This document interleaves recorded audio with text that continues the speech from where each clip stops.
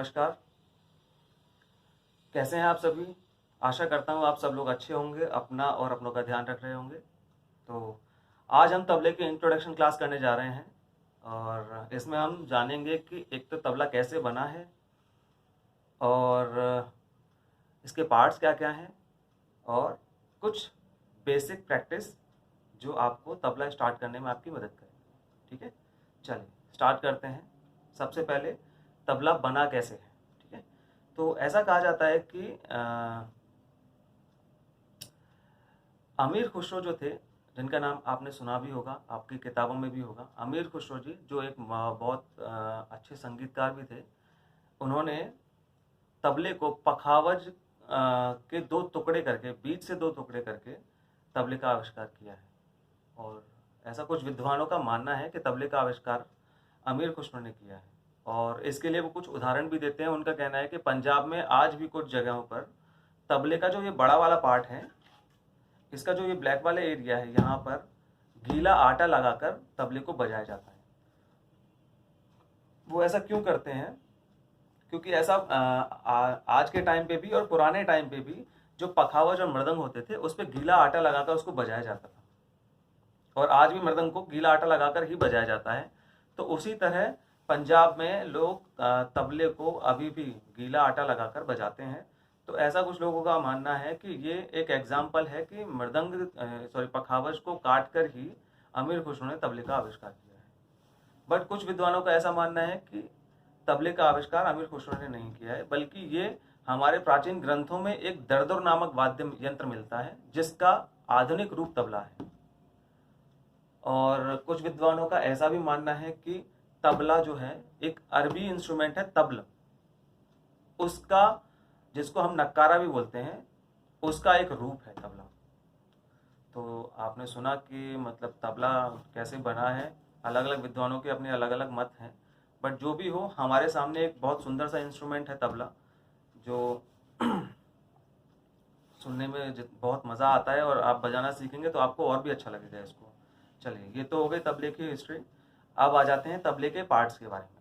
ठीक है, तो आप मेरे सामने एक जोड़ी तबला देख रहे हैं जिसके दो भाग हैं, एक ये बड़ा वाला और एक छोटा वाला। ठीक है, तो इन दोनों भागों को हम अलग अलग अगर देखें तो इसको बोलते हैं हम बायां, इसको बड़े वाले भाग को बायां बोलते हैं और ये छोटे वाले भाग को हम बोलते हैं दायां। ठीक है, तो अब जब ये दोनों मिलते हैं तब इसको हम एक तबले की जोड़ी बोलते हैं। क्लियर? चलिए, अब हम इनके पार्ट्स के बारे में देखते हैं। आप देख रहे हैं दोनों ही तबलों में एक ये ब्लैक वाला एरिया है सेंटर में, है ना, इसको हम बोलते हैं स्याही। क्या बोलते हैं? स्याही। ठीक है, और स्याही के जस्ट बाद में ये वाइट वाला एरिया दिख रहा है आपको, इसको बोलते हैं लव। क्या बोलते हैं? लव। Very good. और लव के जस्ट बाद में जो किनारे वाला एरिया है इसको बोलते हैं हम चांटी। ठीक है, चांटी के जस्ट बाद आप देखेंगे कि एक तरीके की रस्सी गोल गोल गोल गोल जा रही है चारों तरफ से, इसके सराउंडिंग में ये गोल रस्सी जा रही है, इसको हम बोलते हैं गजरा। क्या बोलते हैं? गजरा। आप देख पा रहे होंगे, देखिए, है ना, इसको हम बोलते हैं गजरा। और गजरे के साथ में ये रस्सी जा रही है सब जगह पे, ये रस्सी दिख रही होगी आपको, इसको बोलते हैं हम बद्दी। क्या बोलते हैं? बद्दी। ठीक है, और बद्दी, अब ये इंस्ट्रूमेंट आप देख रहे हैं, ये नीचे की साइड में ये क्या है? ठोस। ये है लकड़ी, जो शीशम की और अलग अलग क्वालिटी की होती हैं। ठीक है, और ऐसे ही लकड़ी की इसमें ये गोल गोल चीजें लगी हुई हैं जो बद्दी के नीचे हैं, इनको बोलते हैं हम गट्टे। क्लियर? तो ऐसे 8 गट्टे लगते हैं तबले में। ठीक है, और तबले को रखने के लिए एक स्टैंड होता है, इसको हम बोलते हैं एडोरी या गुडरी। क्लियर?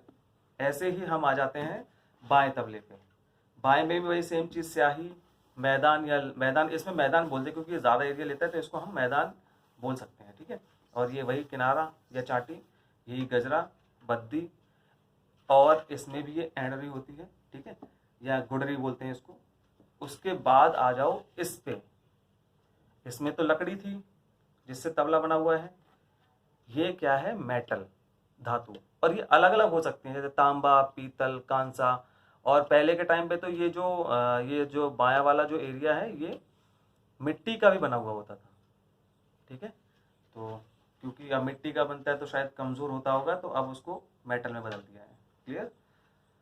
चलिए, ये तो हो गई पार्ट्स की बात। अब हम आते हैं कुछ बेसिक एक्सरसाइजेस पे जो आपको प्रैक्टिस करनी है अपने घर पे, ठीक है। चलिए स्टार्ट करते हैं। तो सबसे पहले हमारी सबसे बेसिक एक्सरसाइज क्या है, सबसे पहले हम समझ लेते हैं कि तबले को हम बजाते किस किस पार्ट से हैं अपने हाथों के, ठीक है। तो ये वाला जो है इसमें तो हमें पूरा अपने हाथ का यूज़ करना होता है, फिंगर, ये टॉप वाला पार्ट भी यूज़ होता है, किनारा कुछ लोग ऐसे भी यूज़ करते हैं फिंगर को, कुछ फ्लैट हैंड भी यूज़ होता है ना। तो चलिए स्टार्ट करते हैं। सबसे पहले हम अपने हथेली को जो ये मैदान वाला जो एरिया है इस पे रखते हैं कुछ इस तरीके से, ठीक है। पीछे नहीं, ना ही आगे, स्याही के ऊपर भी नहीं रखते, क्योंकि इससे क्या है स्वेटिंग होती है तो ये स्याही खराब हो जाती है, तो हम इस पे रखते हैं, ठीक है। चलो इस पे ऐसे हाथ रखेंगे फ्लैट, और हाथ को कुछ ये पोजीशनिंग देंगे जैसे सांप का फन होता है ना, उस तरीके की। क्लियर।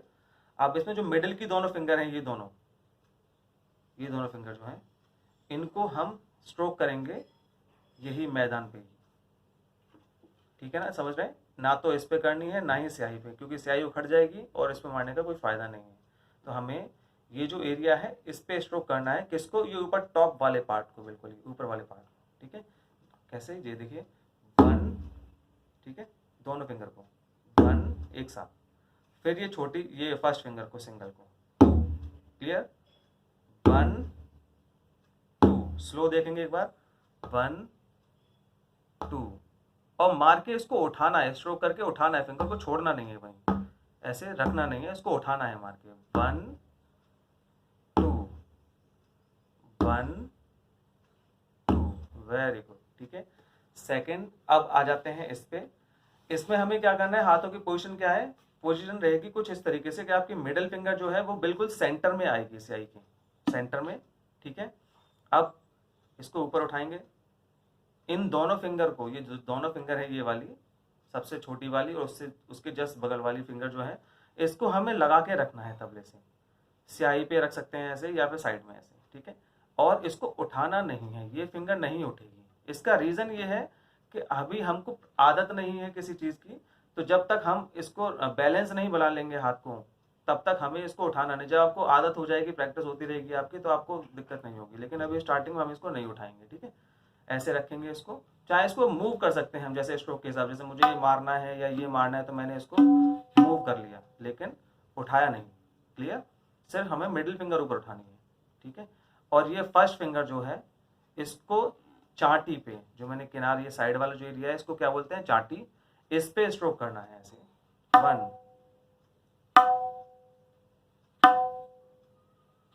और एक चीज का ध्यान रखना है कि हमें स्ट्रोक करके वहीं चिपका के नहीं रखना है फिंगर को, फिंगर को उठाना है तुरंत, अदरवाइज क्या है, जो आस आ रही है वो आस नहीं आएगी, देखिए, है ना। तो हमें मार के क्या करना है, उठाना है फिंगर को। Clear, very good. अब और एक प्रैक्टिस और बता रहा हूं मैं आपको, जो आपको करनी है वो है, जैसे हमने इस पे ये दोनों बीच की दोनों फिंगर मारी थी ऐसे, हमें ये दोनों फिंगर आप देख रहे हैं, ये दोनों इनका ये ऊपर वाला जो पार्ट है, ये वाला और ये, इसको मारना है बीच में बिल्कुल।